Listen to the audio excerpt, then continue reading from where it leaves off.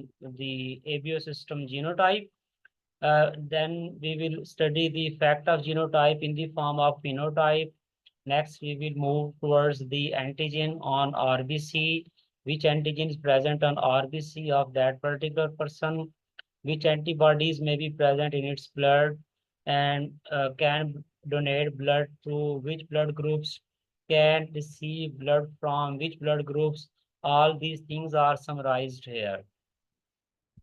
First of all, the first column is related to the genotypes. Genotype may be homozygous IA और heterozygous IA small I. इनमें से कोई भी genotype होगी तो उसका फिनोटाइप मतलब क्या है? ब्लड ग्रुप क्या होगा? ए होगा। Phenotype mean blood group A होगा। क्यों?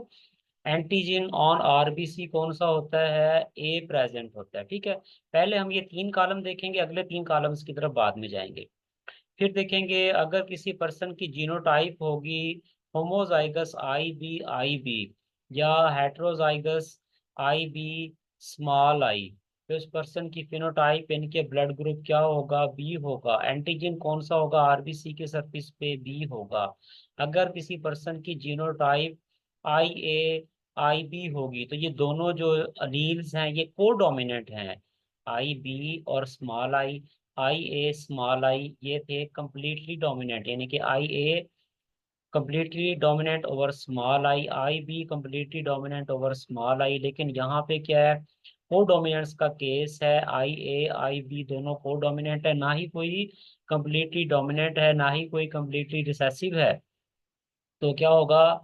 Both alleles will express and both antigen A and B will be produced on the surface of RBC, so the blood group will be AB. And the last case will be homozygous recessive small I condition अगर हो जाती है।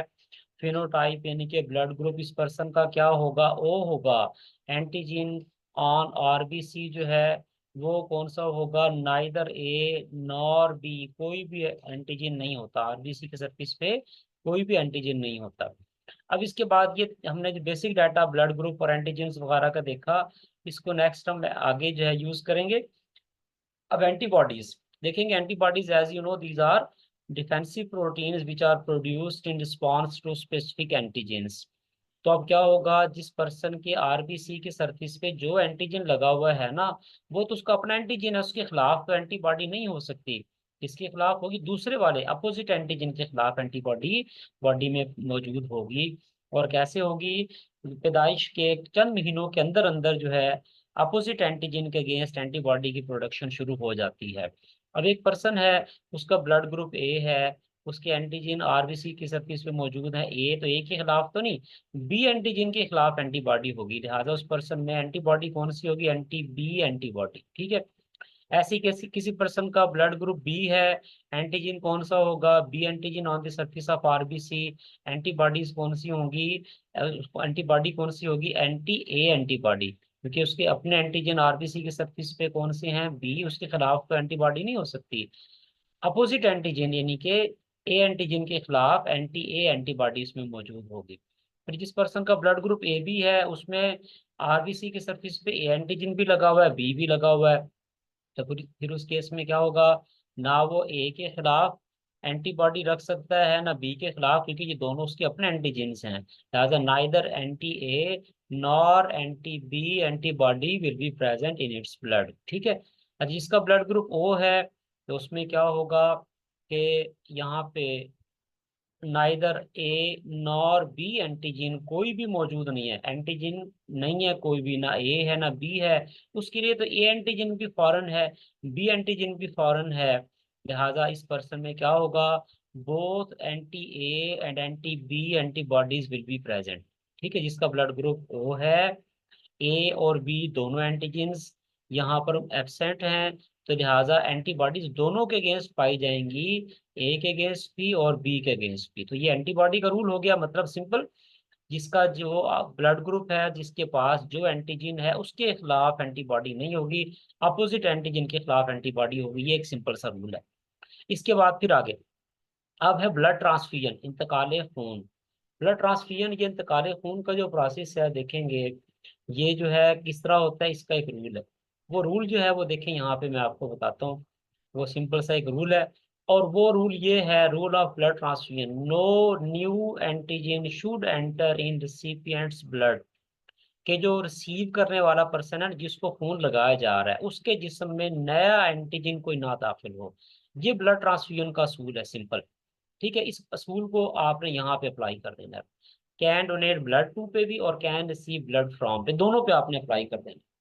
अब इस बिना पे जो है ना, नेक्स्ट आप देखेंगे, जिस पर्सन का ब्लड ग्रुप है ए, एंटीजन है ए, एंटीबॉडी को हम कंसिडर नहीं करते इसलिए इसको छोड़ दें कॉलम को, एंटीजन ए है, तो कैन डोनेट ब्लड टू, ये किसको दे सकता है, ए वाला, ए वाले को तो ब्लड दे सकता है ना, उसका अपना ब्लड ग्रुप है। लेकिन वो ए बी वाले को भी ब्लड दे सकता है, क्यों? ए बी वाला जो पर्सन है उसके जिस्म में आरबीसी के सरफेस पे ए एंटीजन पहले से मौजूद है, तो अगर हम ए वाला ब्लड उसको लगाएंगे तो ए एंटीजन इसके पास भी है ना, तो नया एंटीजन तो दाखिल नहीं होगा। इसका मतलब ए वाला ए बी वाले को भी खून दे सकता है, ठीक है। फिर इसके बाद बी वाले की तरफ चलेंगे, बी वाला बी वाले को खून दे सकता है क्योंकि एंटीजन सेम है, उसका अपना ब्लड ग्रुप है। लेकिन बी वाला जो है वो ए बी वाले को भी ब्लड दे सकता है, क्यों? क्योंकि उसके पास भी तो बी एंटीजन मौजूद है ना।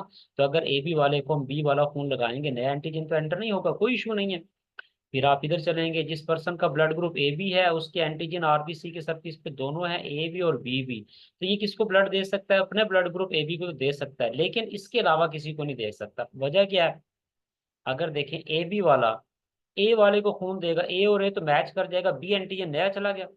अच्छा, अगर ए बी वाला बी वाले को खून देगा तो बी और बी तो मैच कर गया, ए एंटीजन नया चला गया। ए बी वाला अगर ओ वाले को खून देगा तो उसकी बॉडी में तो ना ही ए है ना बी एंटीजन, ये दो नए एंटीजन दाखिल हो जाएंगे, ए बी और बी बी। और हमने ब्लड ट्रांसफ्यूजन का रूल क्या कहा? No new antigen should enter in recipients blood. इस बिना पे ए बी वाला खून किसको दे सकता है? सिर्फ ए बी वाले को। फिर इसके बाद ओ वाला किसको दे सकता है खून? देखिए हमने कहा neither A nor be antigen, उसकी तो आरबीसी की सरफेस पे एंटीजन है ही नहीं। प्रॉब्लम तो उस वक्त एग्लूटिनेशन रिएक्शन जिसको हम कहते हैं ना, मुखालिफ खून जब लग जाता है, एंटीजन और एंटीबॉडी का क्लैश आता है, और रिसिपिएंट जो पर्सन जिसके जिस्म में खून हमने लगाया है, उसकी एंटीबॉडीज आने वाले रेड ब्लड सेल्स के अपोजिट एंटीजन होने की वजह से उनको पकड़ के हीमोलाइसिस कर देती हैं, रेड ब्लड सेल्स की ब्रेक डाउन कर देती हैं। तो इसको हम एग्लूटिनेशन भी कह देते हैं, हीमोलाइसिस भी कह देते हैं। ये तो उस वक्त होता है प्रॉब्लम जिस वक्त एंटीजन एंटीबॉडी इनकम्पैटिबिलिटी पैदा होती है। लेकिन यहाँ पे देखेंगे क्या प्रॉब्लम है, क्या इशू है? यहाँ पे ओ ब्लड ग्रुप वाला पर्सन जो है उसमें ना ही ए एंटीजन है ना बी एंटीजन है, तो ये तो जिसको मर्जी ब्लड दे दे उसकी बॉडी में तो कोई भी नया एंटीजन एंटर नहीं होगा ना। लिहाजा इस बिना पे अब ये पर्सन ओ वाला जिसको भी चाहे ब्लड दे सकता है, ए वाले को भी दे सकता है, बी वाले को भी दे सकता है, ए बी वाले को, ओ वाले को, क्यों? क्योंकि ये एंटीजन फ्री ब्लड है एबीओ के मुताबिक। तो इसलिए हम ये कह देते हैं कि ओ ब्लड ग्रुप के मेंबर्स क्या हैं? दीज आर यूनिवर्सल डोनर्स, ये किसी को भी ब्लड दे सकते हैं। क्योंकि होगी बात ये पॉइंट आपने एमसीक्यूज के लिए याद रखने हैं। फिर इसके बाद आगे चलेंगे, कैन रिसीव ब्लड फ्रॉम, ये पर्सन जो है किस किस से खून ले सकते हैं? अब खून लेने का भी असूल वही है क्या? No new antigen should enter in the recipients blood stream.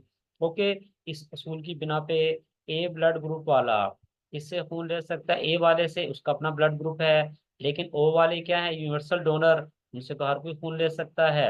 इसके बाद अगर ए वाला खून किससे ले लेगा? बी वाले से, नया एंटीजन एंटर हो जाएगा। ए वाला अगर ए बी वाले से खून लेता है, ए और ए तो मैच कर जाएंगे, लेकिन बी एंटीजन नया एंटर हो जाएगा। ओ वाले से खून लेगा, वो तो यूनिवर्सल डोनर है, उससे ले सकता है। लिहाजा इस बिना पे ए और ओ से खून ले सकता है, बाकी किसी से खून नहीं ले सकता। फिर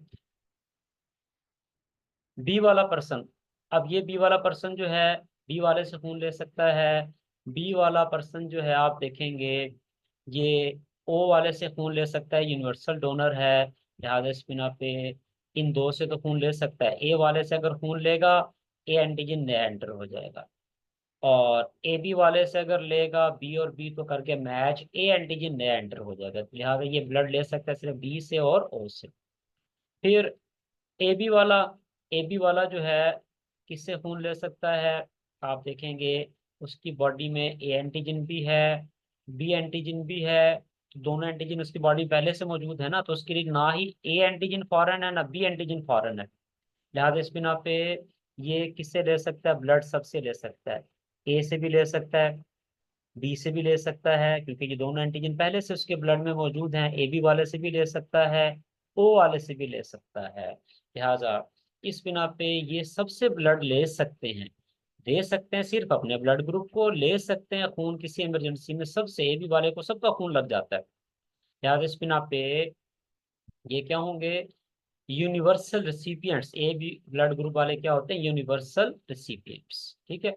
फिर ओ वाला, अब ओ वाला किससे खून ले सकता है, सिर्फ ओ वाले से ले सकता है। इसकी वजह क्या है, क्योंकि उसमें ना ही ए एंटीजन है ना बी एंटीजन है।